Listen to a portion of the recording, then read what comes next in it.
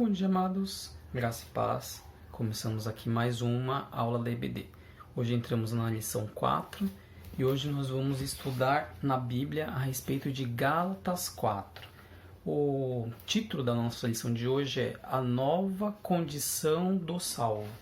Então aqui os Gálatas estavam já começando a entender que eles eram salvos e redimidos e justificados apenas por Cristo e nada mais. Então, agora, quais as regras que eles deveriam seguir? Quais eram os direitos e deveres que eles deveriam ter a partir daquele momento ali na sua vida, né? Deixando de ser cidadãos dessa vida aqui, né? Dessa terra, já conseguindo se enxergar como co-herdeiros de Cristo, né? Dos reinos dos céus e como forasteiros apenas aqui nessa terra, né? Então aqui Paulo vai começar a falar para eles como que eles devem se comportar, como que eles devem seguir, como que eles devem se manter aqui sendo essas novas criaturas, né? Demonstrando ao mundo que morreram para essa terra para poder viver para Cristo. Bom, o primeiro tópico da revista aqui diz assim: a condição de filho em razão da consumação do plano salvífico do Pai. E está lá em Gálatas 4, versículo 4, e diz assim: vindo, porém, a plenitude dos tempos, Deus enviou seu Filho, nascido de mulher, nascido debaixo da lei. Então, aqui começamos a perceber que na plenitude dos tempos foi quando Jesus Cristo chegou até a Terra. Porque muitas pessoas costumam pensar: por que Cristo não veio antes? Porque se Deus tem poder para fazer o que Ele quiser, por que Ele já não salvou todo mundo? Por que a gente tem que passar por esse sofrimento? São coisas que são mistérios, que muitas respostas só vamos ter quando estivermos juntos de Deus. Nessa nossa consciência, muita coisa a gente não consegue entrar. Porque a gente tem que ter fé e ter uma percepção de que o cristão confia que a palavra de Deus é a revelação que Deus deu para o homem. E basta. Você não consegue entender Deus por uma maneira completa através da Bíblia, mas você consegue entender o que Ele quer demonstrar para nós, e através dali já é o suficiente para a gente ter o nosso manual e ser conduzido aqui nessa terra, nessa nossa jornada aqui nessa terra. Então, na plenitude dos tempos, as coisas sempre vão acontecendo, como no caso de Jesus Cristo. A gente vê que ele nasceu no momento que os gregos tinham feito com que a sua língua fosse uma língua universal. Dessa maneira, o evangelho ia conseguir ter um avanço bem significativo, porque tendo a mesma língua falada para os pregadores, para quem ia disseminar o evangelho, teria uma simplificação dessa propagação ser rápida, né, ser mais plena. E também tinha os judeus que já tinham expectativa de ter um único Deus. Eles já tinham isso na cabeça do monoteísmo. Depois que eles saíram do exílio babilônico, eles sabiam que havia um Messias, então Deus já estava preparando o mundo para a vinda desse Messias, né? Mesmo que os judeus em si não aceitaram Jesus como Cristo, mas já estava preparado no plano perfeito de Deus, no tempo perfeito. Você via que os romanos já tinham conquistado muitas cidades, então tinha estradas ligando essas cidades, muitas coisas que já estavam sendo feitas conforme Deus queria que fossem feitas. Porque Deus ele é o dono da história, Ele é o Senhor de toda a história. Então as coisas vão acontecendo sempre no tempo certinho, conforme Ele quer. Ele intervém na história conforme Ele quer, sempre tendo uma finalidade para aquilo. E a gente tem que ver que na nossa vida também é desse jeito. Porque muitas vezes a gente passa por tantas dificuldades, por tantas complicações, por tantos problemas e fica aquela pulga atrás da orelha, né? Puxa vida, Deus, mas agora que eu te aceitei, agora que eu entreguei minha vida totalmente para Ti, por que eu tenho que passar por tantas coisas assim? Olha, como uma estrada que tem uma curva muito grande dando a volta numa montanha. A gente não sabe o que vai ter do outro lado dessa montanha, mas Deus já sabe. E a gente precisa muitas vezes passar por essa estrada sendo cheia de pedras, sendo cheia de problemas, sendo cheia de buracos, sendo cheia de tantas perseguições, tantas coisas que nos deixam chateados, porque aquilo ali é importante para que a gente consiga crescer, que a gente consiga ser amassado, ser provado por Deus. Como tem o exemplo do ouro, né? Que o ouro, para ele ser refinado e ficar puro, só passando mesmo ali por altas temperaturas, né?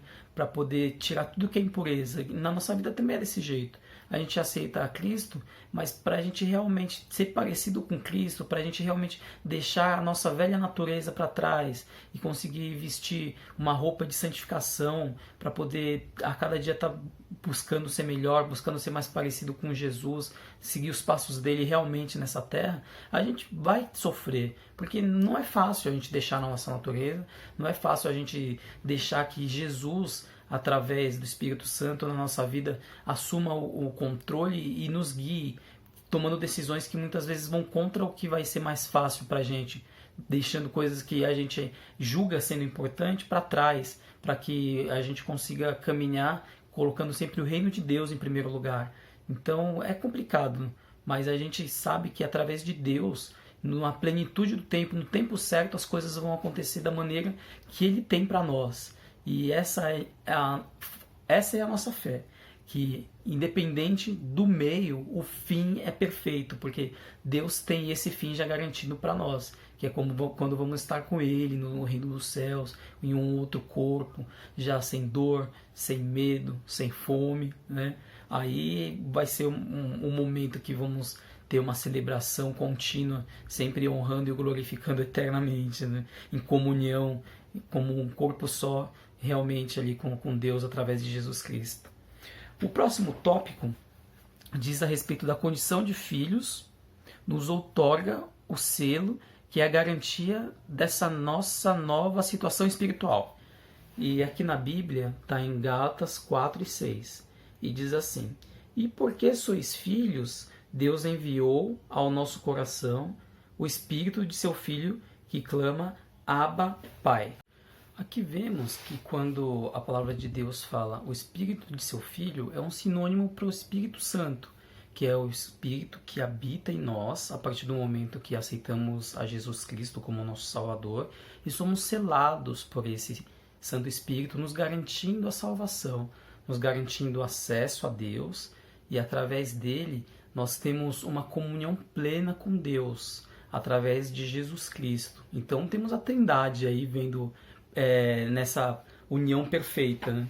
Que Deus Pai, o Criador, temos união a Ele através de Jesus Cristo, que se sacrificou por nós, e o Santo Espírito dele habita em nós, nos levando, nos encaminhando nessa terra, nos aconselhando, nos consolando, muitas vezes quando precisamos, até nos disciplinando, né? E graças a Deus que com o Consolador, com o Espírito Santo nas nossas vidas, nós conseguimos caminhar, conseguimos fazer aqui com que nossas vidas possam ser vistas por Deus como vidas justas, né? Porque através de Jesus Cristo, Deus nos vê como justos. Por nossa força não teria como. Pela nossa própria vontade de cumprir a obra, de cumprir a lei, de sermos certinhos, não tem como. Somente através de Deus mesmo, pela graça dele, que o seu Santo Espírito nos encaminha, né? Como se a nossa vontade, sendo a vontade de Deus, através do seu Santo Espírito. E aí você começa a pensar assim, puxa vida, então eu quero que a minha vontade para minha vida seja a mesma vontade que Deus tem para minha vida. Aí você consegue até inverter isso e ver assim, puxa vida, então Deus tem o que Ele quer para minha vida vai ser a mesma coisa que eu quero. Então as coisas vão começar a fluir. Por quê? Porque a gente vai se entregar de uma maneira para Deus que você já não vai mais querer que seja você na frente, que seja do seu jeito, que seja o que você quer, tendo o melhor só para você, mas você vai conseguir de verdade amar o seu próximo como a você mesmo. Por quê? Porque acima de tudo você ama a Deus, e você amando a Deus, Ele te dá esse amor que você consegue amar o seu próximo sem esperar nada em troca. Você consegue fazer as coisas amando de verdade o seu próximo, não tendo interesse de receber alguma coisa em troca, de ser beneficiado, né? Você consegue realmente se doar de uma maneira que você não espera receber nada em troca, que é uma coisa que não é humana, isso somente através do amor de Deus mesmo que conseguimos fazer, né? Então, daí a importância da gente ser dirigido pelo Espírito Santo nas nossas vidas, né? Sabendo que somos filhos de Deus e no nosso coração o seu Espírito Santo vai estar sempre clamando, né? Abba, Pai. Bom, O próximo tópico diz: a condição de filhos nos dá o entendimento que somos reais herdeiros. E em Gálatas 4, o versículo 1 e 7 diz assim: contudo, afirmo que durante todo o tempo em que o herdeiro é menor de idade, ele em nada é diferente de um escravo, mesmo sendo o dono de tudo. Portanto, tu não é mais escravo, mas filho. E se és filho, és também herdeiro por obras de Deus. Olha que beleza! Então somos herdeiros reais. Eu me lembro muito bem que uma vez um colega reclamando a respeito dos pais dele, falando que, por que eu nasci aqui? Eu bem podia ser filho do rei da Inglaterra, né? Ele pensando que queria nascer em berço de ouro, né? Mas pela nossa fé a gente sabe que, independente de onde você tenha nascido, da sua classe social, da sua condição financeira, a maior glória, a maior graça que você pode ter é de receber Deus de verdade como seu Pai através de Jesus Cristo. Porque aí você não vai herdar nada nessa terra, onde as traças comem, onde o ladrão pode roubar, onde as coisas se desfazem. Você vai herdar as mansões celestiais, você vai herdar as coisas que são feitas por Deus eternamente, que nunca vão se acabar. Então essa é uma herança que é o que a gente tem que almejar de verdade, que a gente tem que buscar nessa terra. É lá nos céus que a gente tem que juntar os nossos tesouros e não aqui, né? Então a gente tem que ter essa fé em Deus para que o Espírito Santo possa agir no nosso coração e a gente de verdade começar a dar mais importância para as pessoas do que para as coisas, né? E assim a gente ter uma outra ótica de como a gente deve viver essa nossa vida, né? Eu, quando fui ter os meus filhos também, eu comecei a ficar preocupado logo de início, né? E conversando com um irmão na igreja, ele me falou uma coisa que eu levo como verdade até hoje. Porque você pensa, puxa vida, mas eu preciso dar tantas coisas pro meu filho, eu quero dar a melhor escola, eu quero dar para ele uma casa muito boa, eu quero que quando ele faça 18 anos ele entre na faculdade mais cara e melhor, e eu quero que ele possa ter um bom carro. Mas, opa, que é realmente importante, né? Será que essas preocupações que eu tinha eram que o mundo colocava na minha cabeça e achava que isso é o que eu devo fazer para mim poder mostrar que eu amo meu filho, para mim garantir que ele tenha uma vida boa, uma vida feliz? Não. O que eu devo buscar realmente é que meu filho seja feliz, né? Que ele possa ter felicidade, que ele possa fazer o que ele gosta, acima de tudo que ele possa ser um servo de Deus. Hoje em dia, nas nossas orações aqui em casa, é a primeira pauta, né? Eles crescerem nos caminhos do Senhor. Então, o que a gente pode fazer? O que você pode fazer? Você pensando no seu filho, o que é mais importante para você deixar como herança para ele? O seu exemplo, né? O seu exemplo de servo de Deus. Você mostrar para ele, ensinar ele nos caminhos de Deus, nos caminhos que a palavra mostra que são os mais corretos, né? Que Deus possa dar sabedoria para você direto dos céus, né? Para poder educar os seus filhos. É o que nós pedimos diariamente aqui em casa, né? Para que nós possamos ser exemplo para eles, como tentamos ser exemplo de quem busca a Cristo de verdade, né? Quem busca ser servo de Deus, né? Então essa coisa de herança, você pensar que você vai deixar riqueza para eles, é óbvio que é um gesto de amor e não tem nada de errado nisso. É uma coisa muito boa você poder ter condições de dar o melhor desse mundo para o seu filho. Só que a melhor coisa que a gente tem que ter no nosso coração e saber que está em primeiro lugar é que o que a gente pode dar de melhor para os nossos filhos é a palavra de Deus, né? É Ele saber que realmente através de Jesus Cristo que ele vai ser justificado, que somente há um Criador, que esse Criador veio aqui e resgatou ele, e ensinar para ele, né, que através do Espírito Santo só na vida dele ele vai conseguir ter acesso a Deus novamente, né? E essa é a maior herança, saber que ele vai ser salvo, que realmente ele vai ter uma felicidade genuína, só quem tem Deus no coração consegue ter essa felicidade independente de tantas coisas ruins que podem estar acontecendo ao seu redor, ele vai estar sempre firme ali, né? Porque ele vai estar firmado na rocha eterna, na rocha firme que é Jesus Cristo, né? E não nas coisas desse mundo, nas coisas que eu posso achar aqui que são corretas ou que a minha esposa pode achar, né? E que esse exemplo que eu penso dos meus filhos possa servir também para saber que o que Deus pensa para nós, porque muitas vezes a gente busca Ele querendo coisas materiais, querendo como se fosse prova de amor, Ele nos desse coisas que façam com que a gente se sinta seguro aqui nessa terra. Ah, eu vou me sentir seguro porque agora eu tenho a minha casa própria, eu vou me sentir seguro porque agora eu tenho uma conta bancária com um investimento tão bom que eu não preciso nem trabalhar mais. Opa, essas coisas são bacanas, são, mas que a gente não busque isso em primeiro lugar. O que o nosso Deus, o nosso Pai eterno tem para nós nessa terra aqui é que a gente possa buscar seguir uma vida simples, não que seja pecado a gente buscar riqueza e buscar ter conforto para nossa família, mas que os meios não se façam de uma maneira que a gente se perverta e saia dos planos que ele tem para nós, de poder dar mais importância para as pessoas do que para as coisas, de a gente poder olhar para onde a gente está gastando o nosso tempo, onde a gente está gastando a nossa energia, onde realmente está o nosso coração. Que o nosso coração possa estar firmado sempre nas promessas de Deus, na herança eterna que Ele tem nos céus, e não nas coisas dessa terra aqui. O próximo tópico aqui diz a respeito da condição de filho, promove um relacionamento com Deus e conhecê-lo também.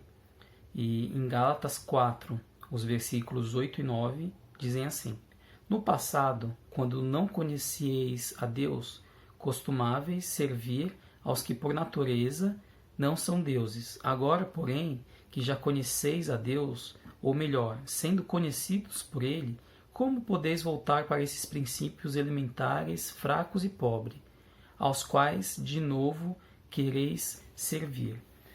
Então aqui Paulo vai falando a respeito de como a gente é conhecido por Deus e como nós o conhecemos. E aqui, essa parte de nós conhecermos a Deus, a gente percebe que não é pelas nossas forças, é pela graça dele, pela misericórdia dele. Ele se revelou e ele nos buscou. Porque se você andar pela rua e perguntar para qualquer pessoa: você conhece a Deus? A pessoa fala: não, conheço a Deus. Você conhece a Jesus? Conheço a Jesus. Mas a pessoa conhece de ouvir falar. Agora você pergunta para a pessoa: e você vive o que Cristo ensinou? Você anda conforme os passos que Jesus deu nessa terra? Você tenta segui-lo? Você se considera realmente um filho de Deus, né? Você sabe o que se precisa para ser um filho de Deus? E a maioria das pessoas, infelizmente, não vai saber, né? Às vezes a pessoa, na sua ignorância, nem quer saber e ela se acha certa e parece que tem a mente cauterizada e não deixa o agir do Espírito Santo na vida dela fazer ela ter uma real transformação. Ou então a pessoa, por preconceito, se fecha de um jeito, né? Só a misericórdia de Deus mesmo no coração dessa pessoa, para essa pessoa poder ter a liberdade de Cristo na vida dela, né? Para ela realmente ter esse acesso a Deus, ter esse conhecimento de Deus, sabendo que Deus, que Ele veio nos resgatar, e toda a honra e toda a glória para Ele, porque nós fomos justificados por Ele, a nossa fé foi dada por Ele, a nossa vida é dada por Ele. Então, se você vê, a gente sempre está na passiva, não é nada que a gente faz ativamente que você fala: puxa vida, hein, dependeu de você. Não, tudo que a gente faz porque Ele permitiu, Ele nos deu a capacidade de fazer, Ele nos está utilizando, Ele está fazendo com que a gente seja capaz de fazer aquilo, porque Ele nos deu o dom para fazermos aquilo, né? A gente tem que sempre olhar por essa lógica, sabendo que a gente conhece a Deus e Ele nos conhece também, e a gente tem que ver qual que é a nossa capacidade, a nossa fraqueza, a nossa pequenez, e qual que é o tamanho dele, o poder dele, e como Ele nos ama e como Ele faz com que todo o seu cuidado esteja sobre nós, e nós nos sintamos, sejamos tão dependentes dele, e isso seja uma união tão perfeita, né? Que a gente se esvaziando de nós mesmos, sabemos que Ele nos cuida, que Ele nos direciona da melhor maneira possível. O próximo tópico diz a respeito da condição de filho, é resultado do cumprimento de uma verdadeira e inequívoca promessa. E em Gálatas 4, 22, a palavra de Deus fala assim: porque está escrito que Abraão teve 2 filhos, um da escrava, outro da livre.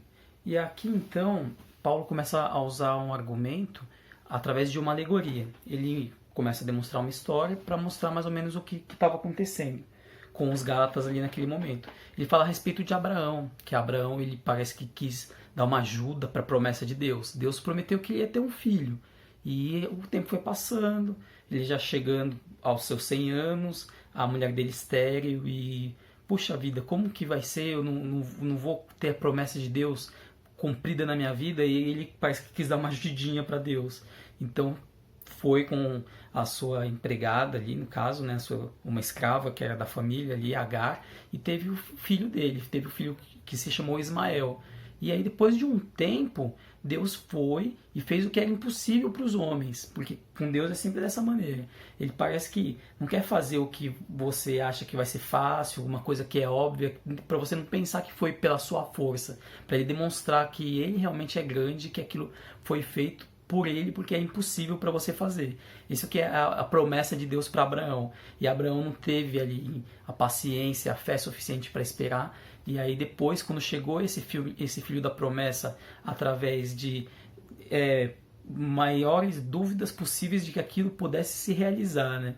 Apesar da idade avançada cada vez mais, apesar da esterilidade da mulher dele, nasceu Isaac. Então ali tem Isaac, que seria o filho da promessa, e Ismael, que foi o filho dos homens, né?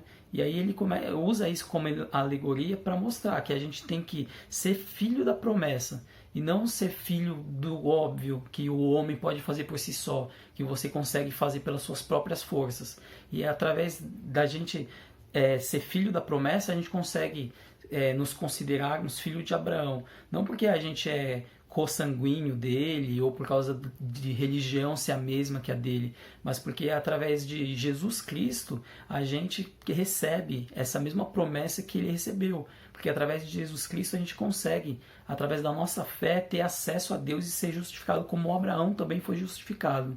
Então isso que ele estava querendo mostrar para os Gálatas ali, que se você quer continuar sendo escravo da lei, e através do filho do homem mesmo, que fez pelas suas próprias forças, que fez conforme você consegue, seguindo ali Isaac, então você pode ir, você continua. Agora, se você quer realmente que Deus possa ter uma transformação verdadeira na sua vida pelas forças dele, não pelas suas forças, então ele dá o exemplo de você seguir a Isaac, sendo o filho da promessa, sendo o filho do sobrenatural de Deus está acontecendo na sua vida, né? Digamos de uma maneira assim. Bom, chegamos aqui no final, então vamos ler a conclusão da revista. A condição do salvo é inegociável e imperdível. Ninguém, nem mesmo o anjo do céu, pode mudar a nossa condição de salvo, filhos de Deus em Cristo Jesus. Os Gálatas precisavam saber disso. Era momento para refletirem. Viviam numa nova situação e não podiam dar um passo para trás. Não poderiam buscar o que já havia passado, por melhor que tenha sido a lei. Mas agora era a graça que lhes havia proporcionado se tornarem filhos da promessa. Como viver essa nova condição de salvo? E aí aqui a revista coloca 4 tópicos falando a respeito disso, né? Como que a gente faz para viver essa nossa condição de salvo? A nova condição do salvo, que é o título da nossa lição de hoje, né? Primeiro, com gratidão a Deus por esta tão grande salvação. Como que a gente tem agradecido a Deus, né? Quando a gente ora, será que a gente coloca isso sempre na nossa oração, constantemente? A nossa gratidão por Deus, por Ele ter nos resgatado, pelo plano dele de amor, de vir atrás de nós, de se revelar para nós, porque pela nossa própria força nunca conseguiremos ter acesso a Ele, né? Gratidão a Deus pela salvação que Ele fez por nós, né? Por Ele ter nos amado primeiro, né? Sempre crescendo na graça do Senhor. Como que a gente tem buscado intimidade com Deus, como a gente tem buscado conhecer mais de Deus, como que a gente tem nos permitido agir de Deus na nossa vida, como a gente tem dado liberdade para o Espírito Santo, para que através das nossas vidas a graça de Deus possa alcançar essa terra, com que a gente possa participar da missão dele nessa terra, propagando o reino dele, né? 3. Vivendo sempre na condição de verdadeiros filhos, que a gente não tenha dúvida, não tenhamos dúvida da nossa herança, de qual é a nossa herança e de como que ela é muito mais importante do que qualquer coisa material, que o nosso foco sempre seja Jesus Cristo e o que Ele fez e que nós possamos desejar seguir os passos dele para dar mais importância para o reino dos céus e não para as coisas dessa terra, sabendo que somos filhos de Deus. Então, independente do que possa estar acontecendo ao nosso redor, coisas ruins, coisas boas, sempre Deus está ali na frente e Ele sempre vai estar nos direcionando, nos guardando, nos educando, nos modelando, conforme é melhor para nós mesmos.